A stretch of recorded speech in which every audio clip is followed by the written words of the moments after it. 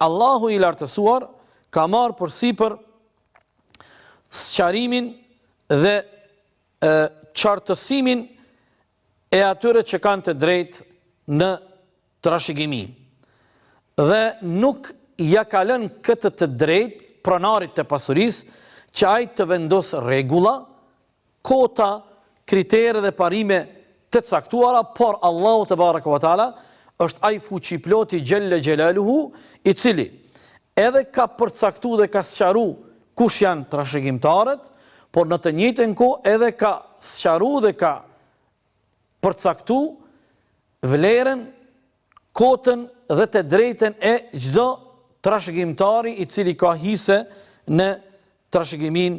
e pasurisë së prindit të tyre. Prandaj, kjo është karakteristika e parë në sistemin islam, nga se kjo i takon të madhit Allah te baraka ve taala, dhe kur ne e analizojmë si karakteristikë dhe e vendosim dhe e marrim e peshojmë si një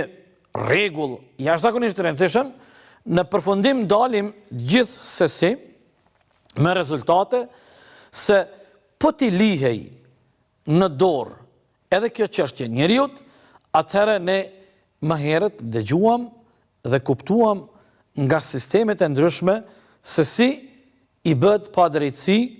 grupeve të caktuara kur jemi tek trashëgimia dhe tek trashëgimtarët. Po e zëm,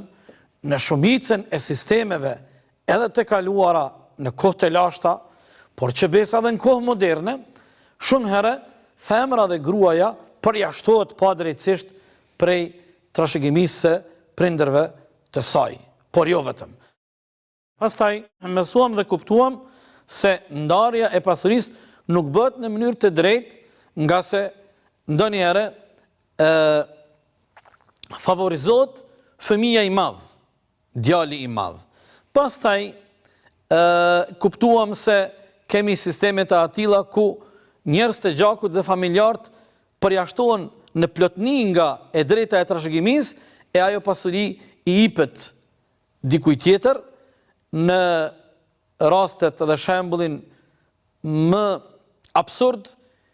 i jepet edhe kafshëve, qenve, macave e ku ta diune. Në Evropë, sot në kohën tonë moderne, kemi raste kur e tërë pasuria i falet kishës. Do të thotë e kuptuam se me rregullat islame nuk ka mundësi pasuria t'i falet xhamis, vetëm 1/3 e pasurisë mund t'i falet xhamis, ndërsa 2/3 e pasurisë gjithsesi i gëzojnë dhe i trashëgojnë trashëgimtarët dhe njerëz e familjes.